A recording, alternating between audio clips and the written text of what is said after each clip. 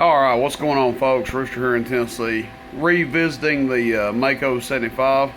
Joe the Grinder looked at this for me and recapped it, put a fan in it, and I changed the tube out in it. It had an 8950 in it that was acting like it was a little bit weak. Probably still good enough to run. Excuse me. Probably still good enough to run. It was doing about 200 watts, and if you stayed on it, it would do about 230 watts peak and about 60 watts average, about 40 to 45 average until you stayed keyed up for a while. So what I did, I put a new old stock 2057 in here, which is a little bit stouter tube. Of course, extremely high dollar tube, but I'm fortunate to have some of them. There's the 2057. You guys can see it. There's the fan he put in it, just an old, nothing special about it, but it is blowing some really good air across here.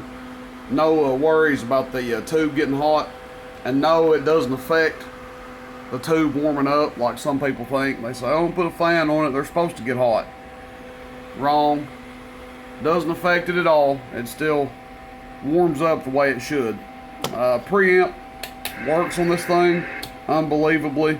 Sideband works on it, everything works on it. Going to keep it. Don't really have anything to put it into now because it does more than I anticipated it doing. When I got it, I thought, oh, you know, 175 watts PEP, I'll put it into a single 500Z or something. But even with the 8950, it was doing over 200. And with the 2057 in here, we're really seeing some output out of it. So I'm going to scoot it off here to the side where it doesn't electrocute the hell out of me when I show you how much it's doing. But you can hear nice key up to it there. These things are audio. They're like super modulators. They don't key much more than what you put into them. So basically whatever you key into them, they're going to key that much or less. So they're like little super modulator type deals. Alright, 1000 watt slug, average power first, bottom scale. Audio, almost 80 watts. Audio, it likes that high pitch, doesn't it?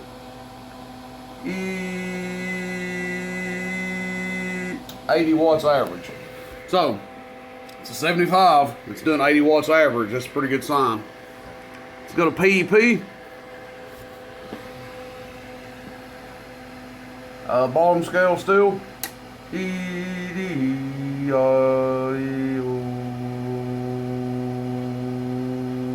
likes the lower audio on PEP. Audio 350 or so.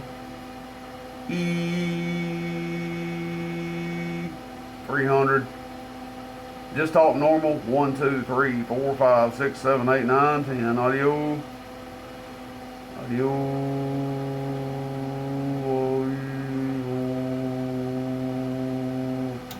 320, 350, call it what you will. 300 watts plus with the 2057 in it. So basically it does twice as much average power, however you want to look at it.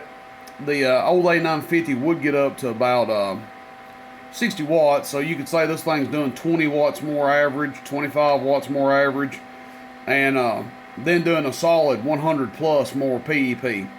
So is the 2057 worth it to put in here? I'd say so.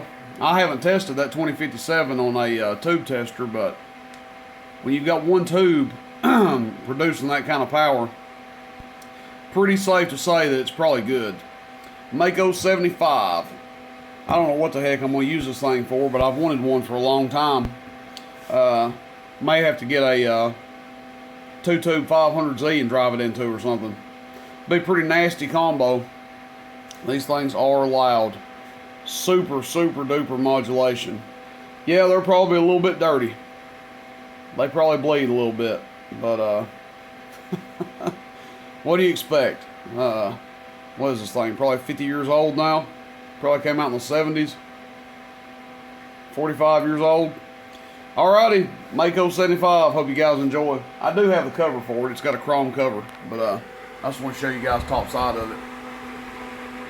That fan is laying it to it. I don't think that tube will ever get hot. Just an update on it, guys. Catch you out there. More videos to come. Rooster in 10. See you bye.